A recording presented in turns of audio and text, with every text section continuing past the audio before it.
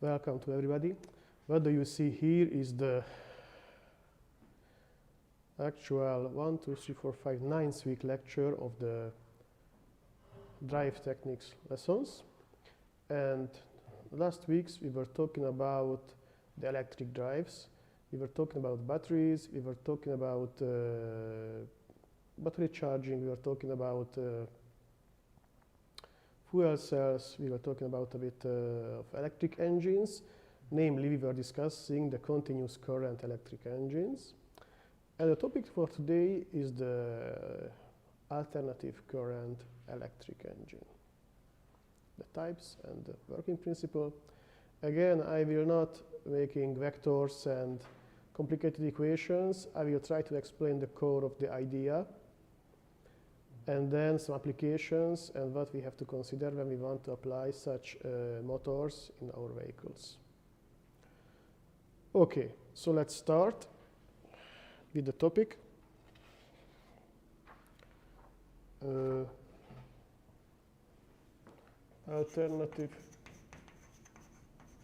Alternating current engines. To explain this, a short remembering of what is an alternating current.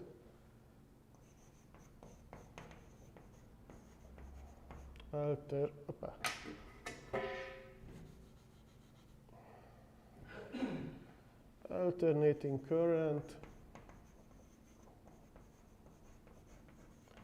as you have learned it in the high school, you get a time function, and in a time function you get a periodic variation,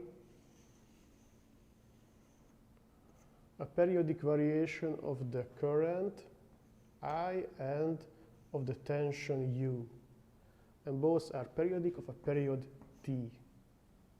Okay, you have learned it for sure. And when you check your current that you have in your house, you get usually in Europe, you get 220 volt tension at 50 hertz of frequency. And the 50 hertz of frequency, how it is related with the periodic? You know that the frequency is nothing else than 1 divided by the period. And now you get everything for understanding how it changes. It's very important to see that this variation is harmonic. So you can describe it by a sinusoidal function. And what is this giving us as a result? Last week we were starting with the thing called induction. The meaning of induction was that if there's a variation in a magnetic field, then electricity is produced. And if we use alternating current for driving a machine, then the current itself makes a variation in the magnetic field, and we can use it for driving. If we apply this current to a traditional direct current engine, so a continuous current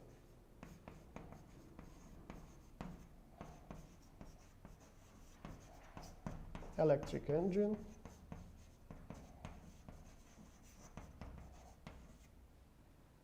can be driven by alternating current.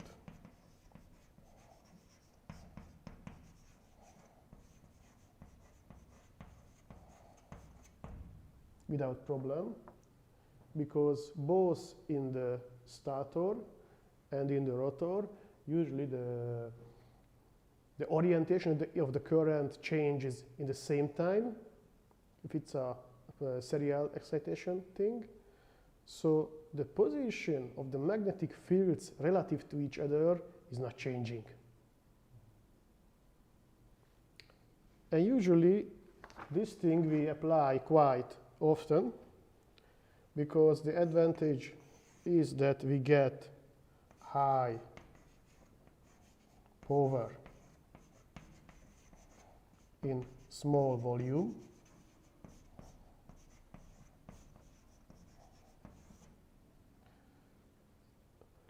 And the disadvantage, as usual, for a continuous current engine, that you get a commutator. So it limits the RPM, it limits the lifetime because it has wear.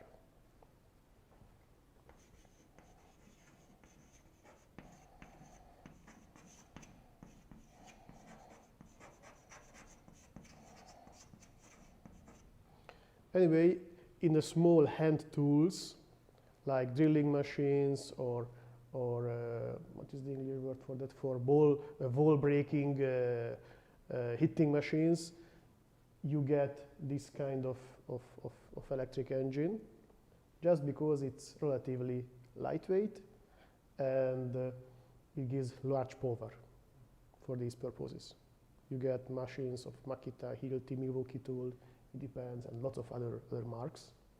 They've got small engines that has a layout of continuous current engine. Okay. And of course we get engine layouts directly designed for alternative current. The idea, maybe I'm wrong, maybe I'm not, of using or how to using the electric current is linked mainly to Tesla. You know the name Tesla. Actually, before being an automaker's name, it was a physician. The physician, he was not physician, electrical engineer, let's say. He was born in the former Croatia. Croatia in that time was part of the Kingdom of Austria-Hungary. And in Croatia, he was born of parents who were Serbs. So it's a complete mix of population and nationalities, as we used to have it in Central Europe. It's a bit similar of what we get in Syria, for example, or in Lebanon, for example. So Tesla was a very smart guy, and he made his studies in Budapest, this country. And the story tells that he was thinking about the applications of alternative current, which is better for supporting or for feeding grids, whole networks of cities. And he was thinking about, and he was going around the Városliget, the city forest, the city park, by the side of the lake, which is there. Városligeti tó, yeah. And the idea came there. And instantly he was drawing the magnetic fields and the rotating vectors in the sand on the lakeside. And the next day he had put all these in equations. And then he made his first electric machines based on this idea. So he studied here? Tesla was studying here in Budapest. 100 years ago, or not a bit more than 100, let's say 140 years ago, what is actually informatic and programming and artificial intelligence, it was that time the electricity as such. So how to build, how to transform electricity, how to vehicle it, how to transport it at a long distance. And at this university, we were quite good at that time, both in theory and industrial applications. If you know the word transformer, so this is an electric engine that changes the tension. From low to high, high to low. It was developed actually here, not in this building, but some buildings away from here. So, and also it was put in industrial application a half district away from here. So we had, at that time, we had not so bad positions in the international science and in industry also. So that's why Tesla also was here, and was studying the electricity, which was a trendy topic of that time. And he was thinking about how to use the alternative current. Because in that time, the continuous current was much better to use. It was easy to insulate. And for a short distance, the losses in the grid, in the network, was maybe, losses were less than for an alternative current.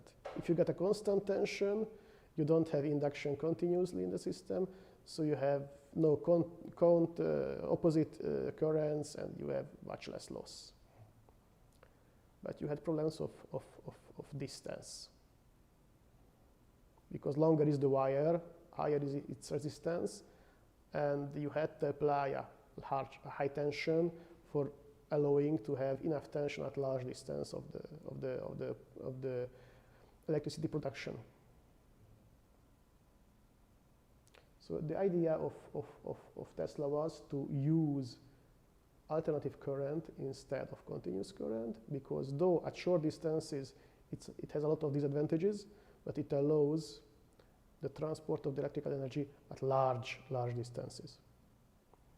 And when Tesla left Hungary for France, then for the United States, it's in the United States that he has made the complete alternative current electricity generating system. Maybe you have heard about the war of electricities in the United States. There were huge industrial companies that one supported continuous current, others supported the alternative current. Maybe Thomas Alva Edison, he was supporting the continuous current, and Tesla and Westinghouse company was supporting the alternative current. And it was just 100 years ago when in the cities the electrical networks started to be built. And it takes a certain time to decide that the alternative current is better for this purpose. It was not obvious at the beginning. So the idea of Tesla was that he could imagine and see that if you get an electromagnetic pole in a stator and you put not the continuous current, but you put the alternative current on the coil of the electric magnet, then your magnetic field will pulsate in the stator, in the not moving part. So if it pulses in the not moving part, it's enough to put a simple magnet on the rotating part.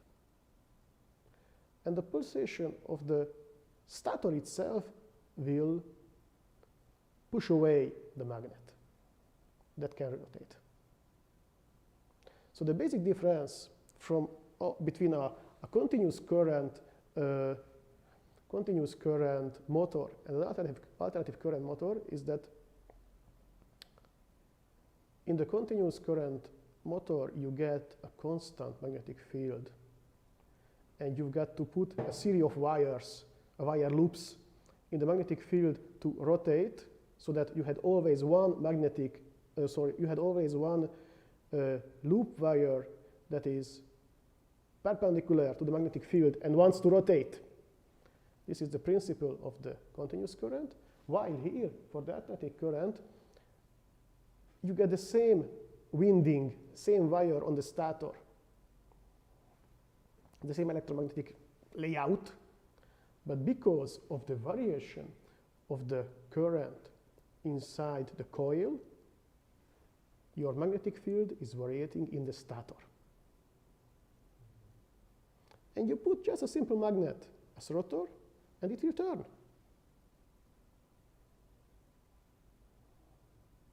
So it's much less complicated from the point of view of the rotor than you need for a continuous current engine.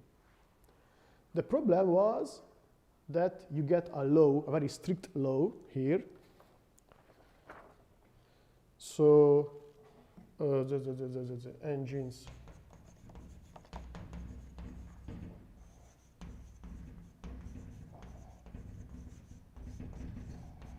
alternating current. Here you get the following problem, that RPM is linked to the frequency.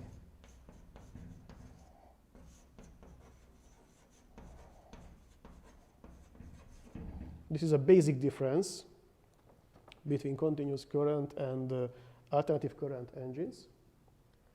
And this relationship is quite strict.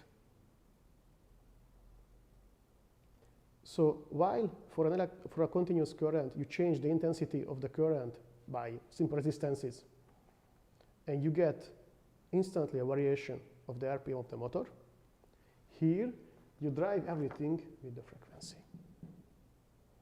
Namely, you may have an RPM n which is equal to the frequency divided by number of pole pairs. So one electric magnet pole pair is just one. If you get 3, this is 3. So here this is frequency. This is number of magnetic pole pairs. And that means that the variation of the RPM, of the rotations, is much more difficult in this case. And that's why the alternative current engine were not really popular till the development of the specific and powerful and small devices that can modify the frequency. For example, in electric locomotives, let's say, how much?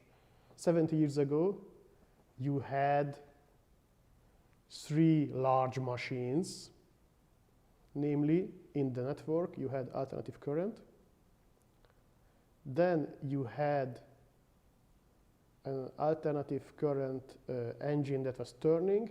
It was driving a dynamo of continuous current. And by using resistances between the dynamo and the continuous current engine, this is how finally the locomotive was driven by a continuous current engine. Because the frequency of the network was stable, but for driving a locomotive, you need 0 speed and a given RPM limit. So it was not obvious how to make regulation of a control of RPM for an alternative current engine.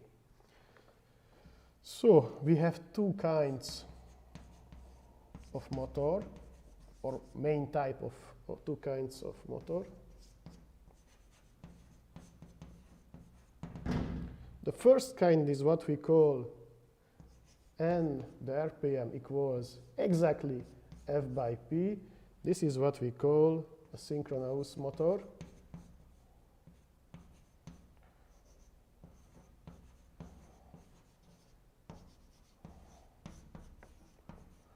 And the second, when the RPM is slightly different to the frequency by the pole pair, this is asynchronous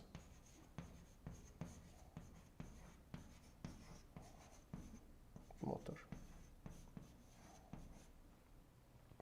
And there's an important difference between the behavior and the control requirements of a synchronous or asynchronous motor. I will tell about it quite quickly. Is it clear? Mm-hmm. Okay.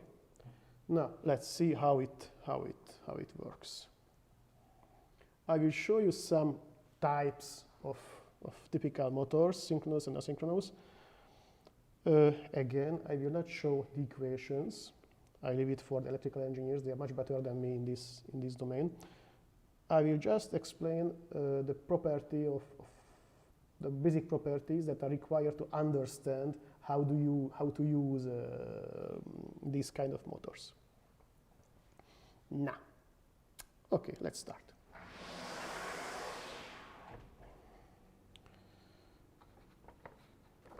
So let's start with the easiest, the asynchronous motor.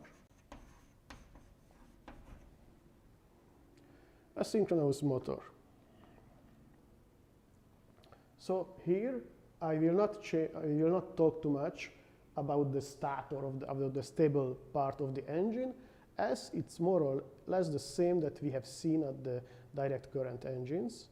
You get electromagnets, and here the electromagnet is fed by an alternative current. For continuous current motor, the electric magnet is fed by a continuous current. We will talk more about the rotors, because this is the core of the difference between continuous and alternative current. And for that, I tell the following. The first type I would like to talk about is the short circuited rotor.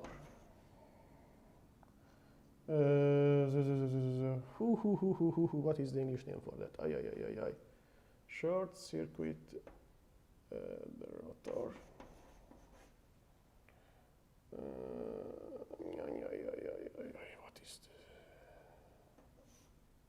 What is the squirrel cage?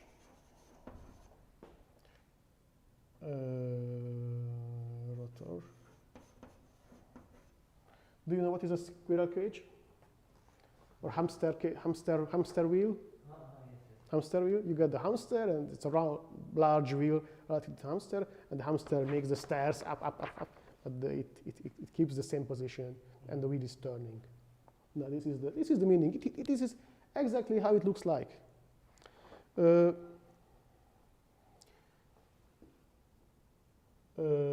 Squirrel cage rotor engine. So the layout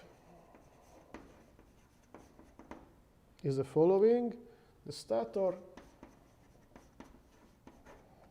it has electromagnetic pole pairs I was talking about, and the rotor. What is the rotor?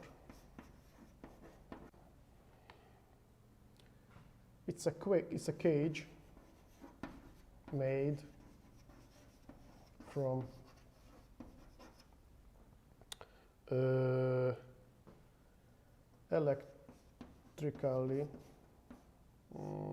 electrically conductive material.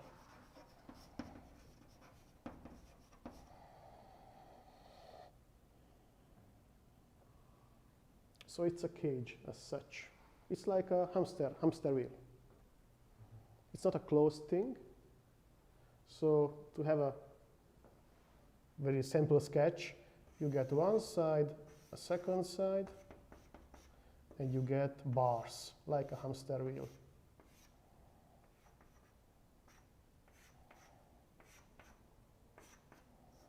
You get bars like a hamster wheel, and it rotates around. It can rotate around the shaft. And this cage is made of electrically conductive material. What does it mean? If you put this cage in a stator when the magnetic field is changing periodically, then you get the induction effect that is applied to this rotor, this cage. So electric current is created due to the variation of the magnetic field in the stator. Once you get electric current in this cage-looking structure, then the electric current is building its own magnetic field. And the magnetic field of the rotor is fighting against the magnetic field of the stator, so it will turn. To help this, we use and they fill up the holes with magnetically conducting material. So you get a cage of electrically conductive material, plus you get a filling inside using magnetically conducting material.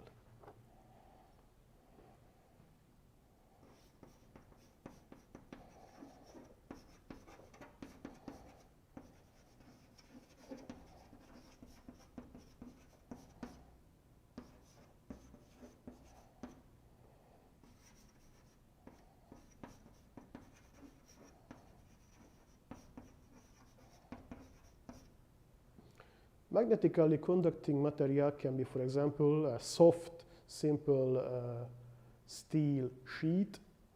You are just cutting by a laser cutter a lot of steel sheets, and you insert them between the cages to create a complete full cylinder between them. And this magnetically conducting material helps the creation and helps to keep the magnetic field in the rotor. And that's all. You've got just one bearing on one side, second bearing on the other side, and mechanically, there's nothing else. So, let's say this is soft steel plates. Okay. So this structure is much easy to manufacture, as much easier than a continuous current rotor, contains less and cheaper material, and lasts longer, for sure. But the problem is the RPM control. So working principle.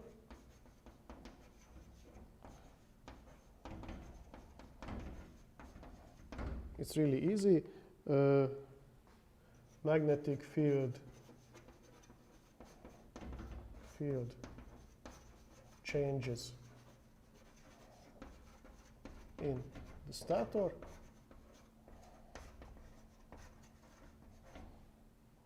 If the magnetic field changes in the stator, then electric current is induced in the rotor, and then the electric current in the rotor makes its own magnetic field,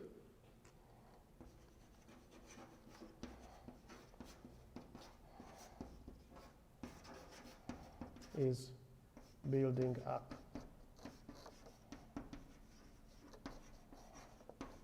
in the rotor,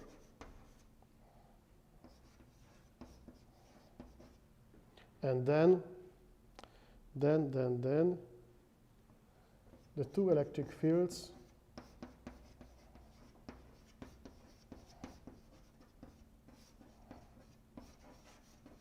interact, enter in interaction, and as the stator magnetic field changes and moves away, changes the orientation, the magnetic field in the rotor tries to follow this variation.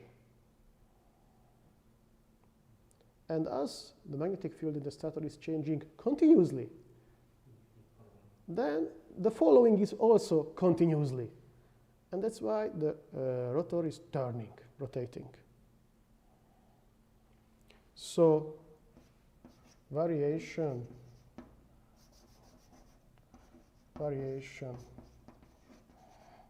of the stator magnetic field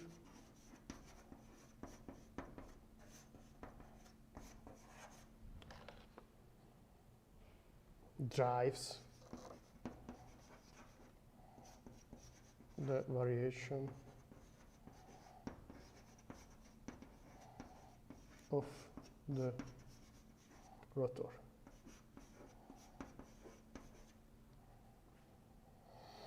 magnetic field.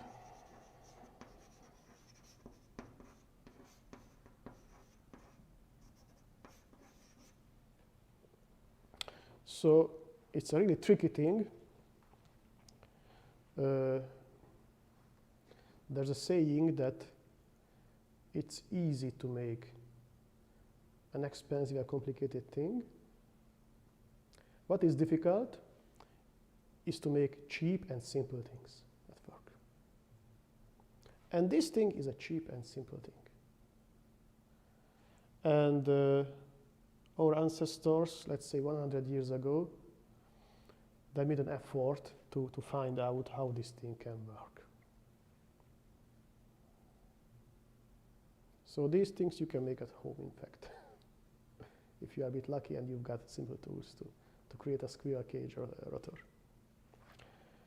Okay, so if it was clear and there's no other question, then I continue from here.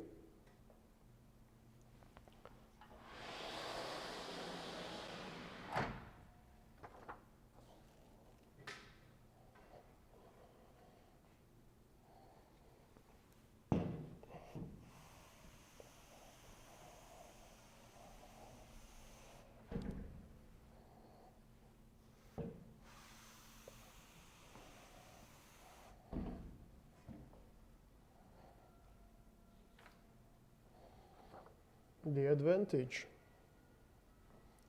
of this asynchronous engine is there are more than one advantages. So sample layout. As there's just two bearings at both ends or at the ends of the rotor and nothing else. No wire, no whatsoever. You need less copper for that engine than for a direct current engine. So even the engine is lighter, for example. It can be overloaded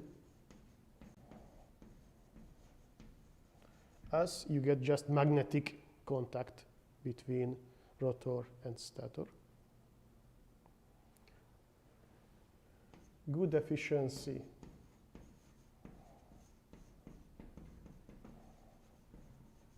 At high RPM. If I say good, I say eta efficiency is from 85 till 97%, which is quite good. And as you get a kind of remaining magnetism in the magnetically conducting part of the rotor, it will be able to generator braking.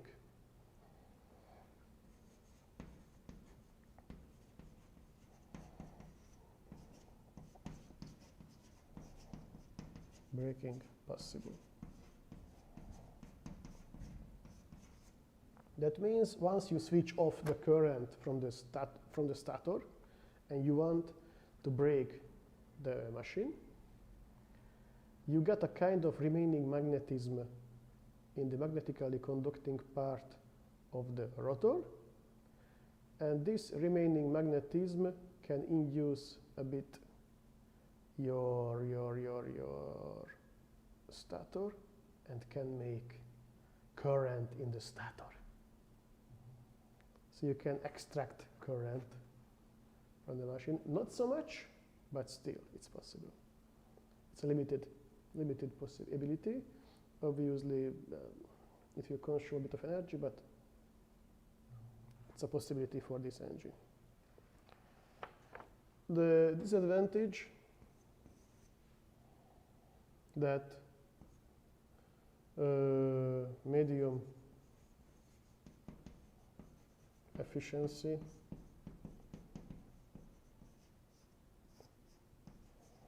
at small or low RPM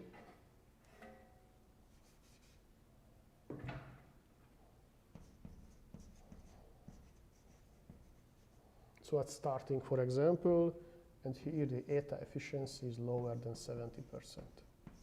So at starting, it has torque, but it's not too high. And if it's revving at a given RPM, then the efficiency can be very good. Note that as we are here in asynchronous engine, a remark is that n maximum RPM is always smaller than frequency by number of pole pairs, okay? Because it's asynchronous, so it cannot reach this number by definition. Always less a bit. There's a slip, always a bit of slip. So the efficiency is never higher than 97%. It's like the hydraulic clutch, the same principle, but it's electric. Okay, next thing is still asynchronous motor, but here motor with coiled rotor. Sorry? Yeah? For the remark, it's for the RPM or for the efficiency? It's for the RPM. N max RPM is smaller than frequency divided by number of pole pairs. It cannot reach. So even if we have this amount of frequency and this amount of poles, it's not like the division of the two numbers that we reach to this? Exactly. So we cannot reach this exact number of RPM. This is the, I call it N frequency, okay? So the number of RPMs cannot reach the optimal one. The ideal one, yeah. This is the basic of asynchronous principle. The starting is easy, but you've got always a loss. Okay? So the next motor of this type is with a coiled rotor. So here, the magnetic field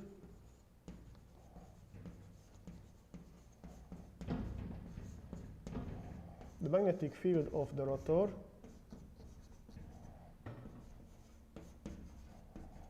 is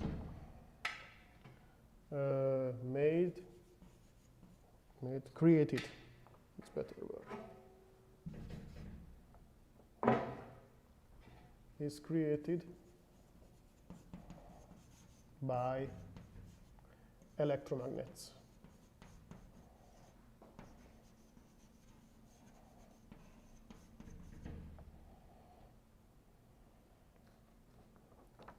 So here we do not use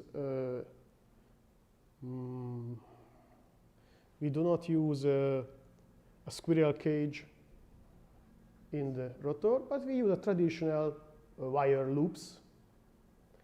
But these wire loops are not so spectacular that in case of a continuous current engine.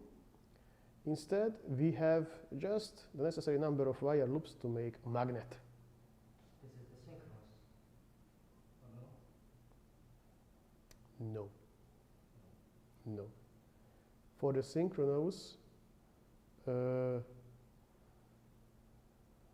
synchronous, we get continuous magnet engine, but this one can work also in asynchronous style. Okay?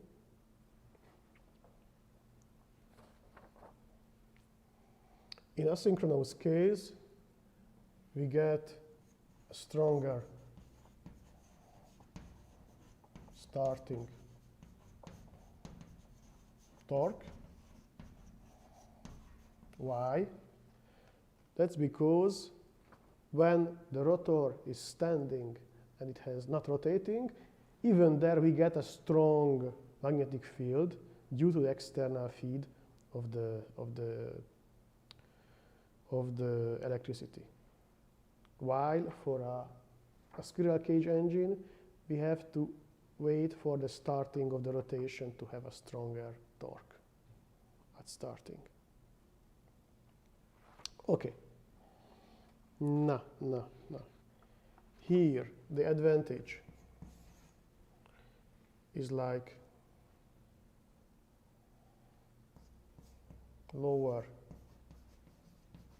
current and higher torque.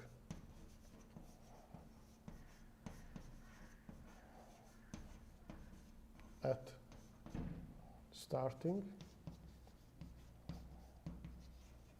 while disadvantage, we have got a sliding ring. A sliding ring we got on the rotor.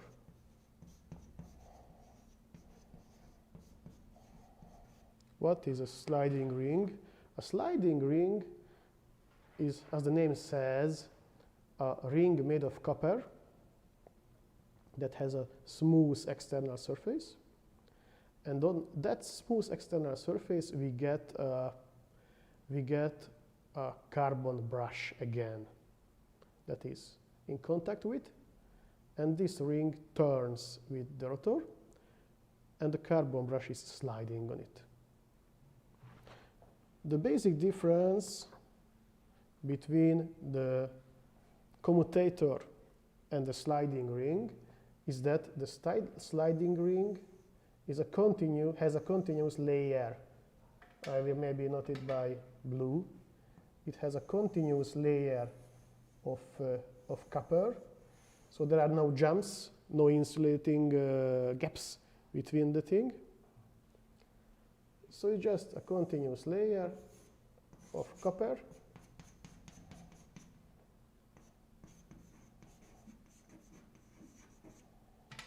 And you get a brush. This is a carbon brush. Okay, and the copper is just rotating on it. So no need to separate for the winding? No. It's a continuous surface. So the sliding properties are much better than in case of a continuous current engine, but still there is wear and there is powder of carbon going inside the system. But here, the current is a continuous current to create a stable magnetic field in the rotating part.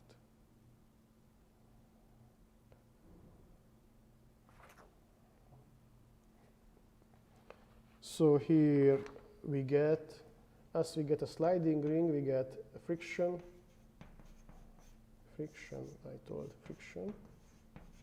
and wear, carbon powder.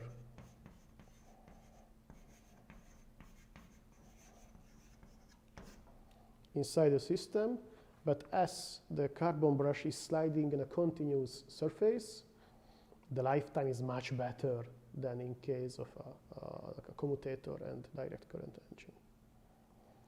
Okay. If you have a look at the car alternators, you get three-phase alternator in cars. You get just two brush and two copper sliding ring. That's because the rotating part is fed with continuous current 12 volts, and the current is required here just to create the magnetic field. And the alternating current is outside in the stator. Okay? So usually you get two carbon brushes, and then it helps to create the magnetic field. And now, applications of that kind of engine. Can you read it? Yes, Okay. Can I read up? yes. Okay. Okay. Yeah.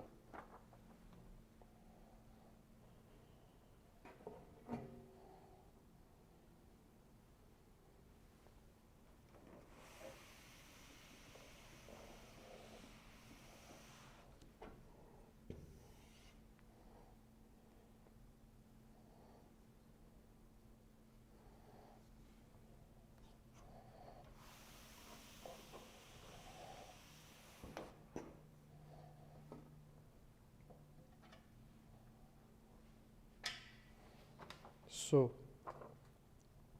applications to explain.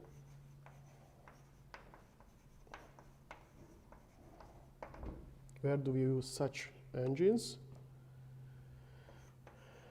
Wind turbines as generator.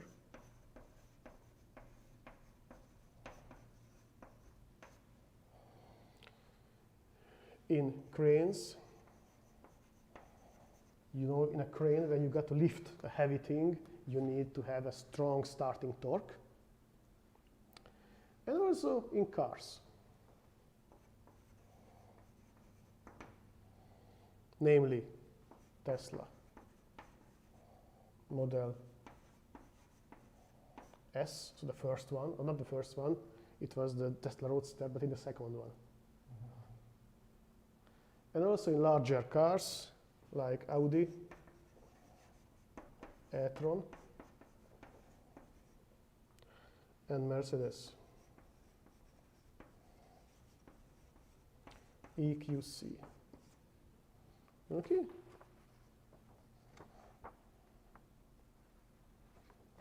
So these are asynchronous engines, a large starting torque, and a bit easier control of the motor because it's asynchronous, so it has a large starting torque at 0 RPM. Okay?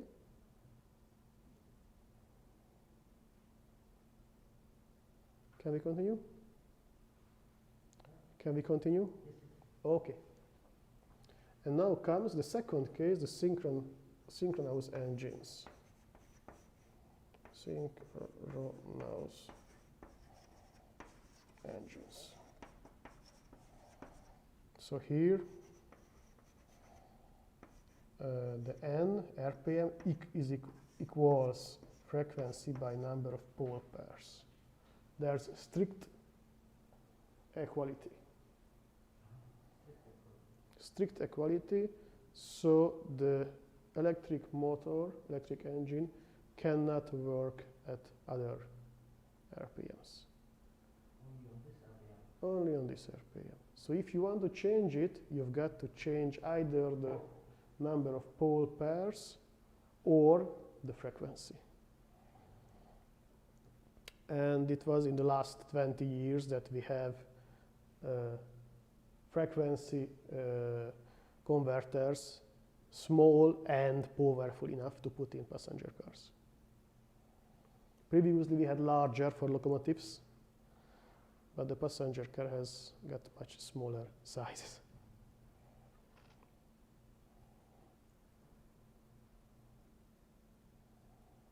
And for explaining the spectacular development of technology.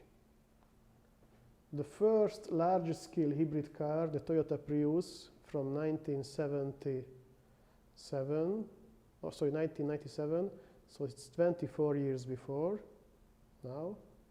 It had an inverter, a frequency control device, which has the size of an A3 sheet, large thing. If you see what is an A3 sheet size, let's say 15 years later, the same device has got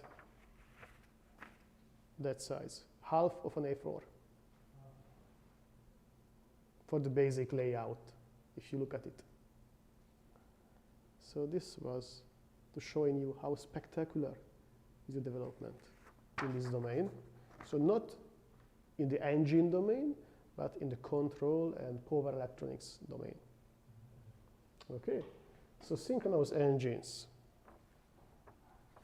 The first thing is the motor with rotor made of magnets. So here, the rotor itself is made of magnets, continuous magnets of magnetic material. The advantage is that you have good efficiency.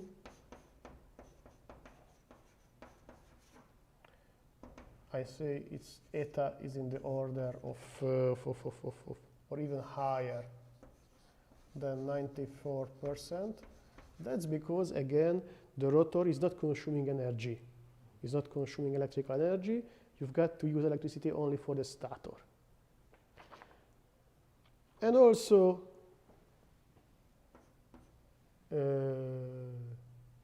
easy generator braking.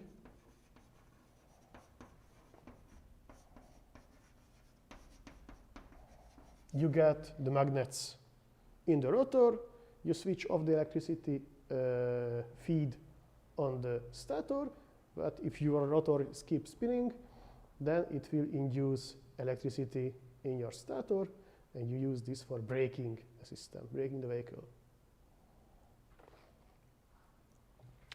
If you use powerful magnets, then you get a good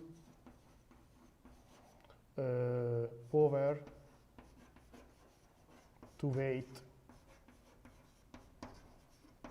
ratio.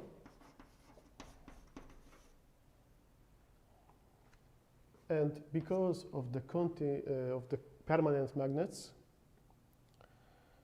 you get a very smooth torque in the engine, and as it has got permanent magnets, it's maintenance free, in fact.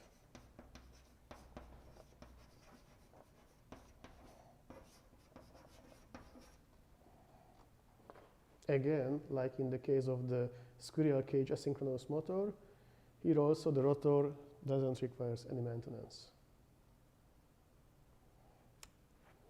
But there are also disadvantages.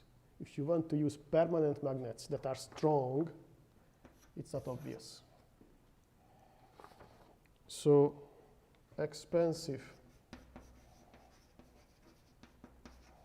raw materials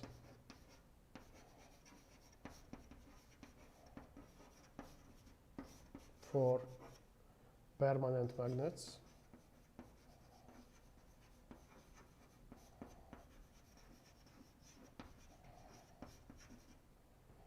You get neodymium and D in chemistry. You get samarium, maybe SM, if I'm not wrong, in chemistry. So expensive and rare materials are required for these strong magnets. And you get bad efficiency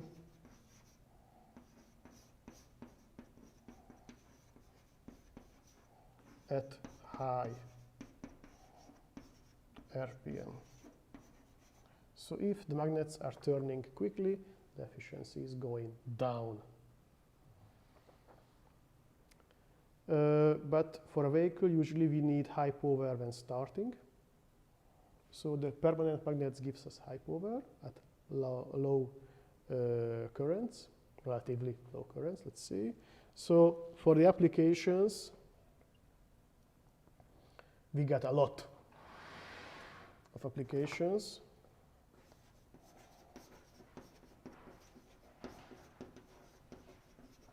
In cars, we got Hyundai, so the South Korean industry, and also we got Kia, the second South Korean. We got Nissan in his Leaf, Nissan Leaf. We got the Japanese also in Citroën. And we get BMW with its i3, the first one.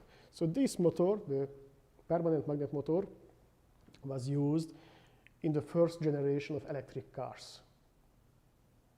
Let's say up to 10 years before.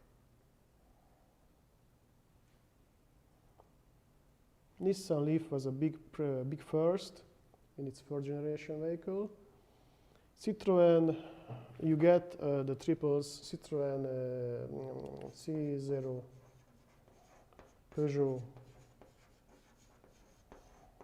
Ion, but all these were in fact rebadged Mitsubishis. Mitsubishi IMF. So these are Japanese vehicles, in fact. They are Mitsubishis, IMF vehicles. And BMW with his with its i3 also was among the first. I don't want to mention the i8 because it's a small series car, but the i3 is, if I'm remembering, it's still in production, though planned for just 5 to 8 years of production. But with the development of the battery technology and control technology, with the increase of the battery sizes, it's still produced. But let's say it's 10 years ago, the technology level of 10 years ago, as it was with the asynchronous engines also, with the Tesla Model S. Again, it's more or less in the same time the Nissan Leaf. We had the Tesla Model S.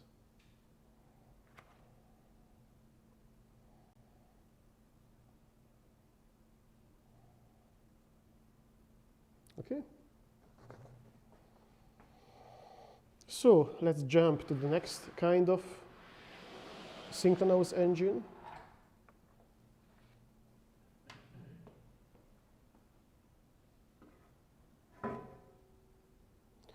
The next type of synchronous engine, again, what we had in the case of the asynchronous engine,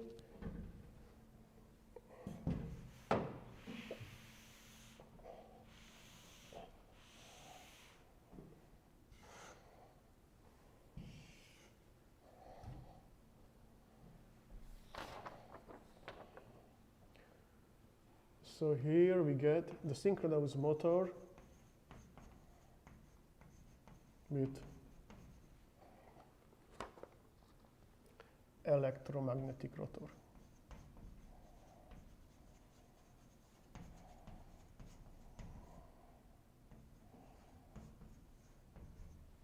Motor with electromagnetic rotor, what does it mean? It means that the magnetic field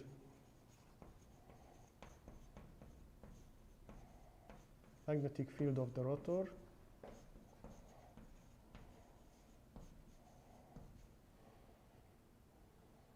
is created by continuous current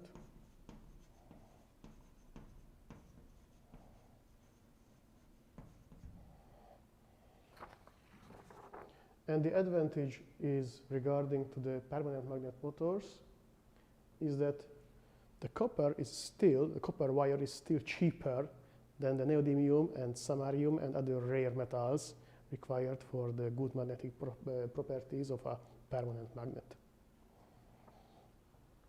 So, cheaper as layout, and the disadvantage presence of sliding ring.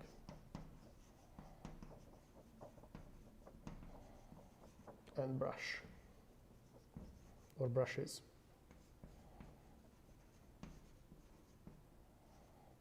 Sliding rings, there are 2 of it, and brushes.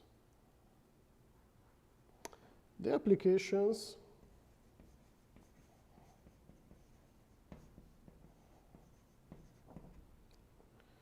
are, for example, Renault Zoe,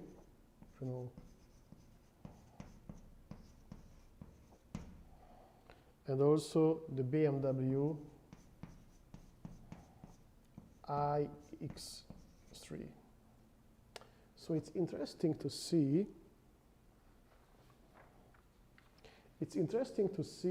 That even the car manufacturers use different types of electric motors in different types. And this shows that the technology is not a well-established one.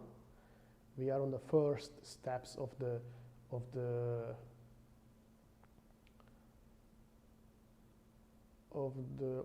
first steps. How I want to say? How can I say this? We are at the point when a technology starts to widespread, and we don't know which solution will be the best. So in one type, the second type, third type, the same manufacturer tests in large scale, so-called large scale, the different possibilities, checks the service history, checks the user customer satisfaction or other feedbacks like this, and will decide a bit later on which solution it will generalize in the later types. So BMW i3, one type of engine, iX3, second type of engine. Nissan Leaf, one type of engine, Renault Zoe, second type of engine, though they are the same manufacturer. Okay? They are just testing which is better, which has more advantages, which has more disadvantages. And now comes the trick. The trick is the following. What we get, a third type of synchronous engine is the motor with, what is the English name of that? Reluctance rotor. Reluctance, what does it mean? It means that the rotor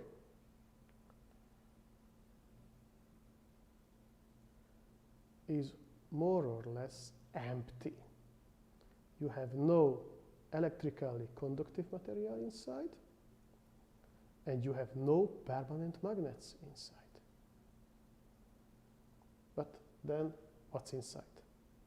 No wires, no steel, or no conductive strong steel. What's left? You get a rotor made of material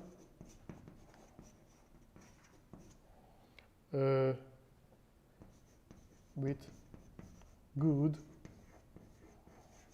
magnetic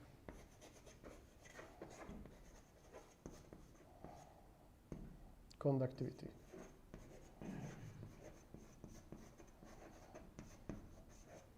Till now it's simple. You get a material of good magnetic conductivity, for example, soft steel. What's the trick? The trick is the following. This rotor, the rotor body, contains large holes, large cavities.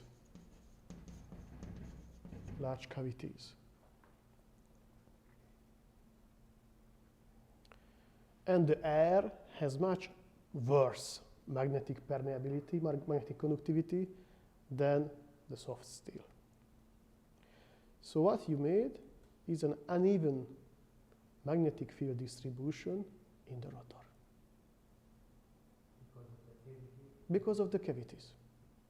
And if you plan, if you design the shape of the cavities, you may have a magnetic field distribution that is similar to a simple magnet. So you will get an uneven magnetic field,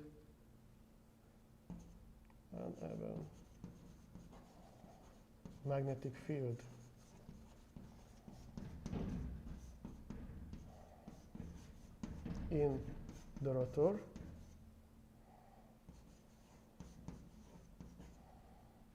So purely you get a magnetic field inside, no need for permanent magnets, no need for wires and and current to create something. And rotor turns because of the uneven field distribution.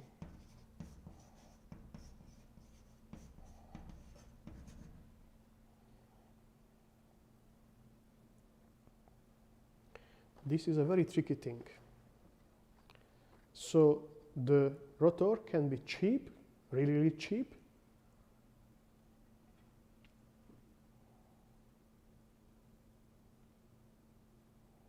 Because no magnets and no wires, no electrically conductive material inside, but it works only if you get a strong magnetic field in the stator.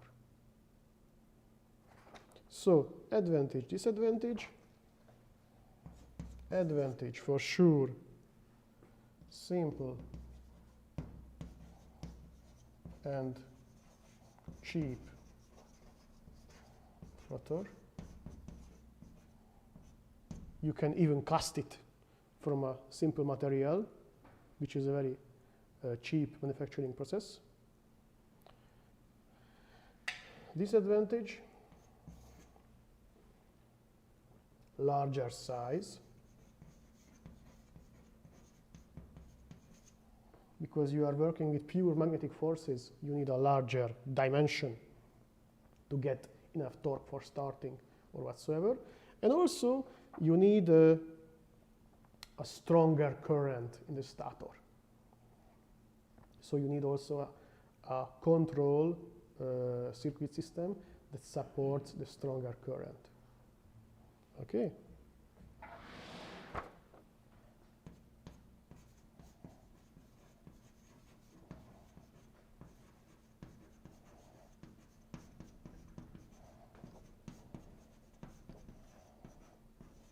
In stator and control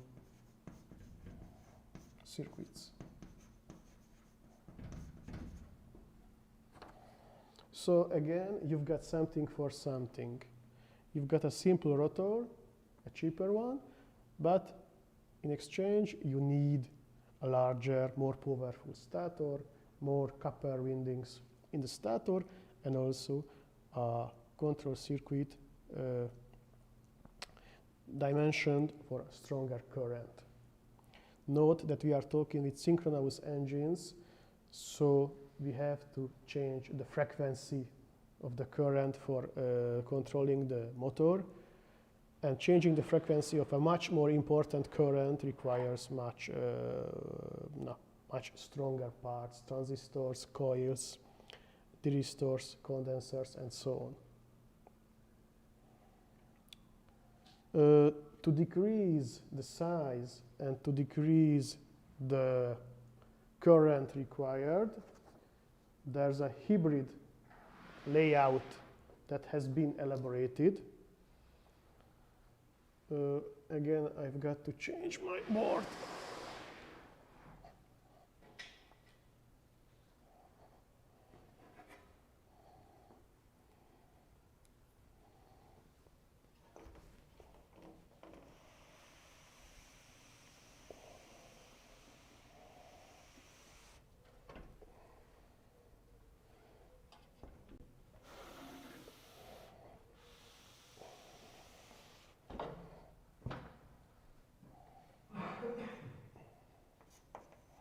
To decrease size and current needed, what people do,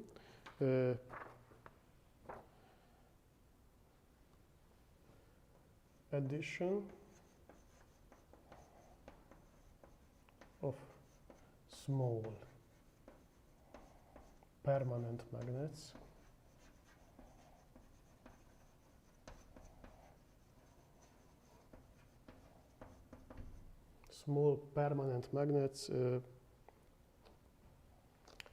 in the rotor.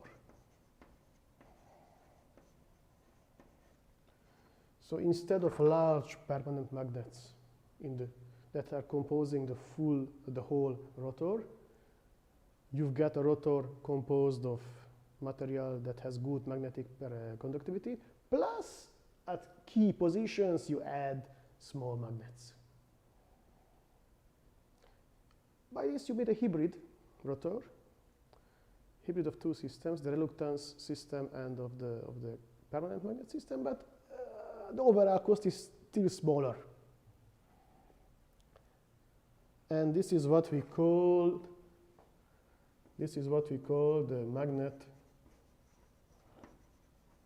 supported reluctance engine.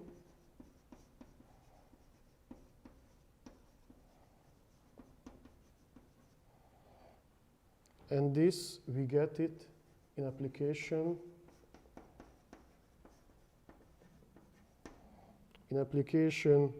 in the Tesla Model 3. So cheaper, popular car of Tesla, and also in Toyota Prius.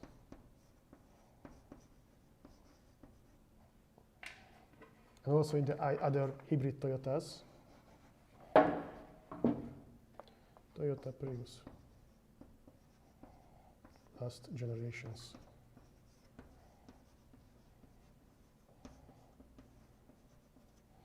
Toyota Prius, since it's starting in 1997, it's on its 5th or 6th generation, I don't remember so much. And there was a long variation, and continuous variation of the control system and of the engine, also of the transmission. So now they are at the reluctance engine. Okay, so you see, same manufacturer, different type, just 5-6 years have been passed since the design of the previous type, and there's so many changes in the electric motors and the control. Okay, and now some words about the starting of alternative current engines.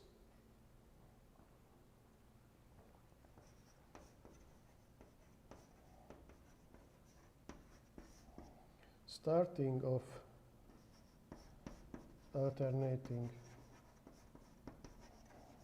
current engines.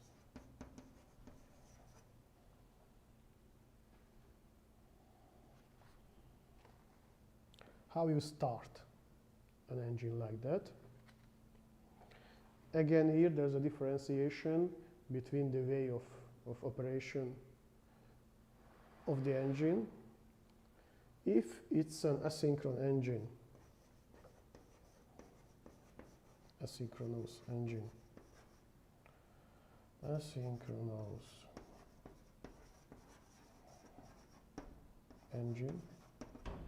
in an asynchronous engine, we have no problem because we know that the engine RPM can be smaller than the frequency of the stator current. So it how to say it in English? It can bear the slipping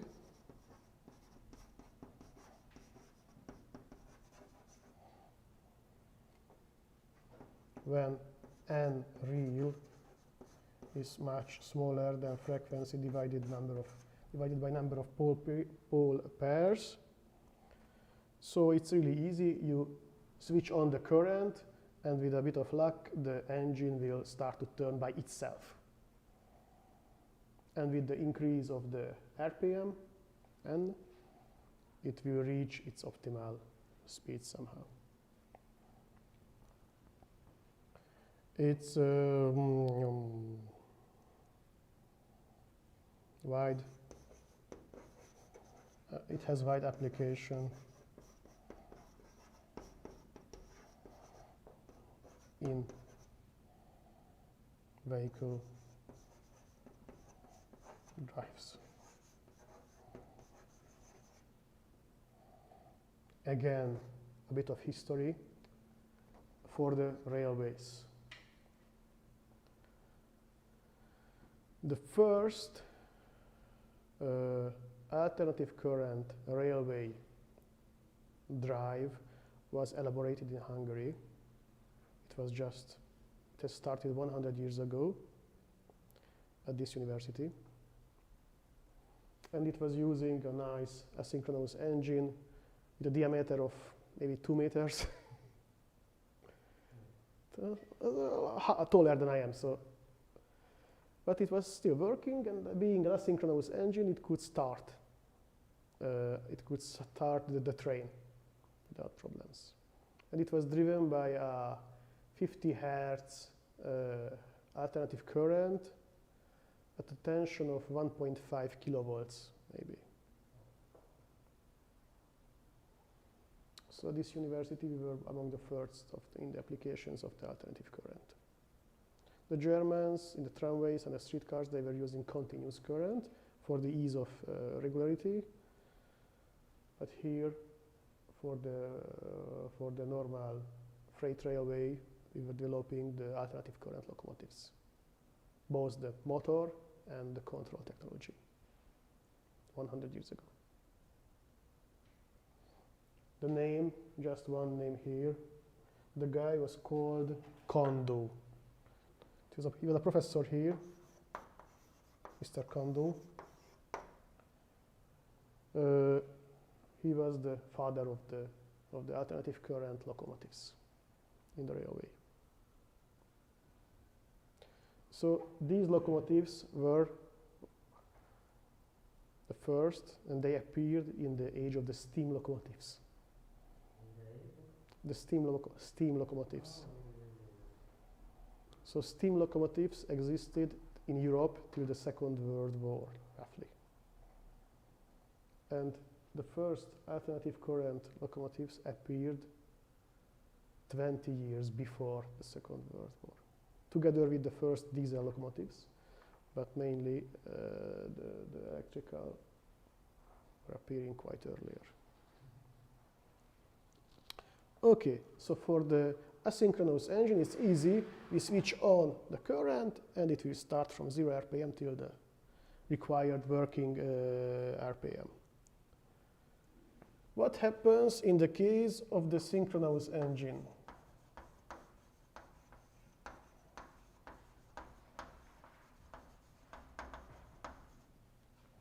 The problem is that no synchron at start. Why? That's because we get a frequency, a given frequency at starting, while the rotor is stopping.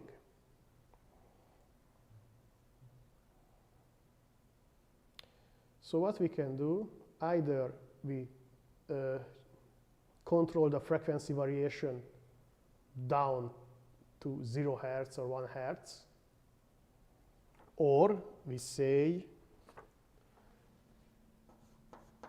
starting as asynchronous.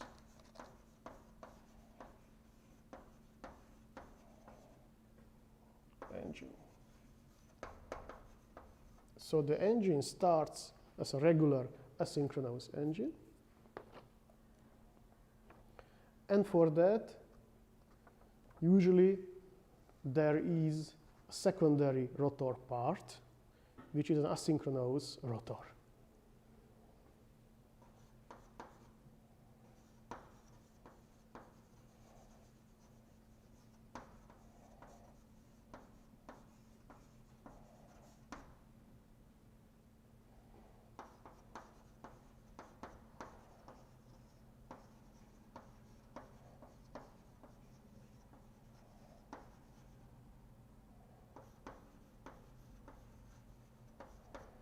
So here the synchronous engine starts as an asynchronous engine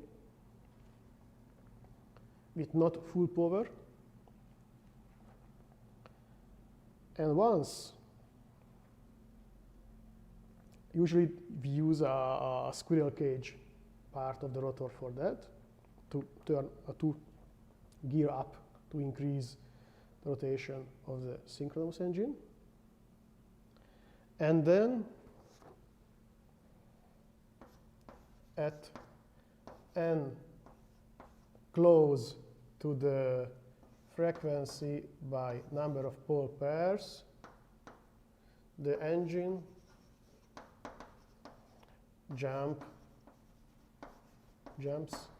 in the synchron.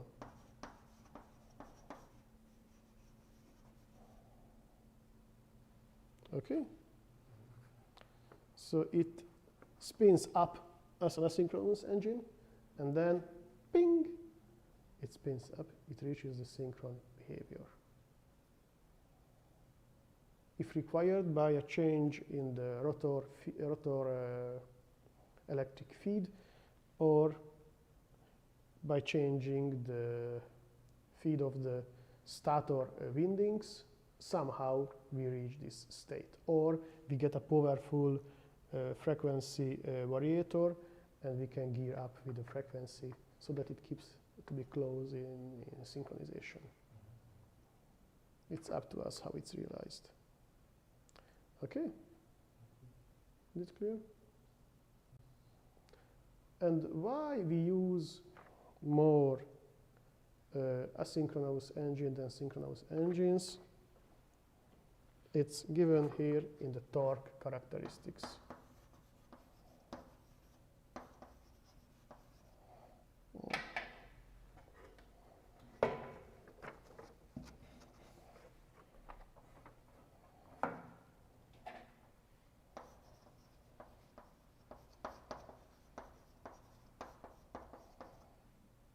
So first, what is interesting to us in case of a vehicle? This is the torque in Newton meter that comes out of an engine independently of the type.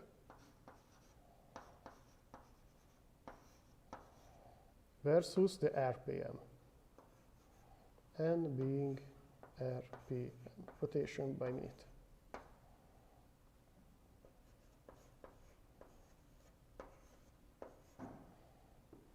If we consider an asynchronous engine, what do we get? We get the following torque characteristics. It starts at a constant value, so at zero rotation we get a starting torque that goes quickly up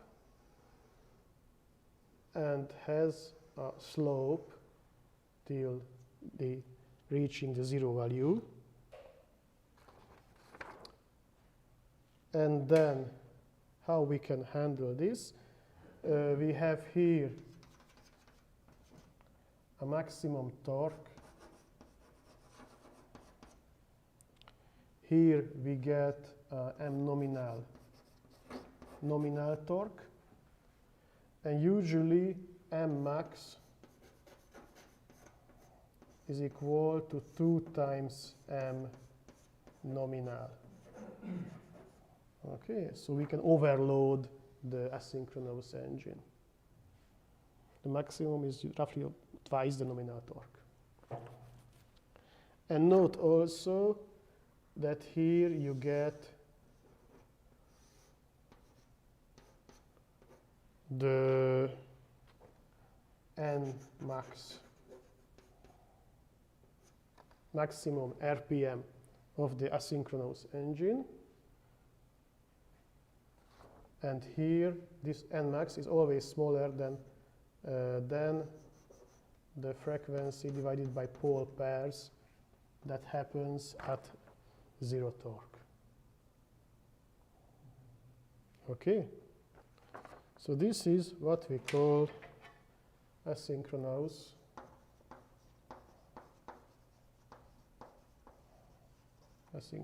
engine. And what about the synchronous engine?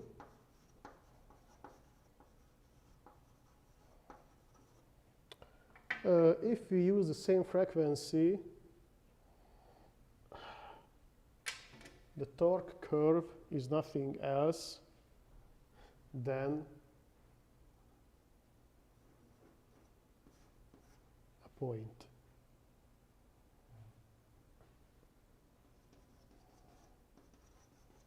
Here n equals frequency by pair of poles in the stator, and here we get m torque, m max. So here we don't have curve at all. We've got just a working point. So to use a synchronous engine, we need a very well-developed control circuit system.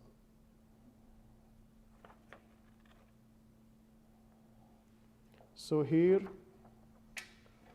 I say control by frequency modification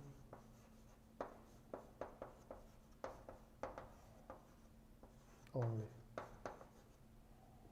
It's a quite strong requirement, and this explains why the application of the synchronous engines has started just in the last 20, 30, 40 years. By the time we can make powerful frequency modifiers that have got a good efficiency. Okay?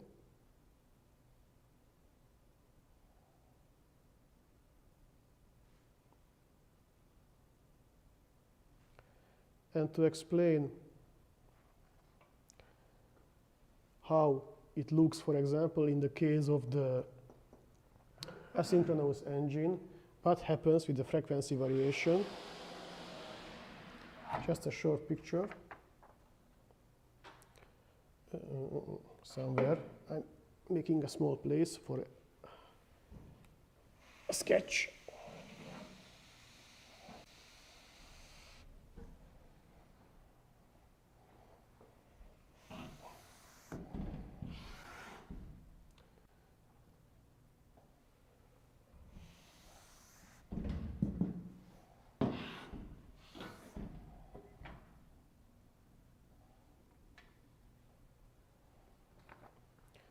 What happens in the case of control? If you can control the frequency, you get n RPM. And you get the torque here in Newton meters. Then you had the inertia curve of the engine, for example, something like that. This is your curve at given frequency 1. Let's call it frequency 1 by P. Okay? And what happens if you decrease your frequency? If you decrease your frequency, the curve goes away from this position. Let's decrease F, the frequency. F2 is being smaller than F1. F2 is smaller than F1. What happens here? If you are lucky, you will have a curve looking like this. Okay, it went a bit on the left. Okay. In the third case, you get, for example, this curve. You get F3 divided by P, and you may have also this curve, which is frequency 4 divided by P. Okay? This is how you can control the system by changing the frequency, roughly. For sure, an electrical engineer can explain it with much more background knowledge and equations, but for a drivetrain, it's maybe easier to these quantity, these depths of information can be enough. Okay. And for the synchronous engine, again, if we play with the frequency, we can have a straight line. in the system, roughly. Okay? So this is what I wanted to say today. We will have a test in the afternoon, as planned. So at 5 o'clock, be prepared for that. Okay, thank you for your attention. And see you next week.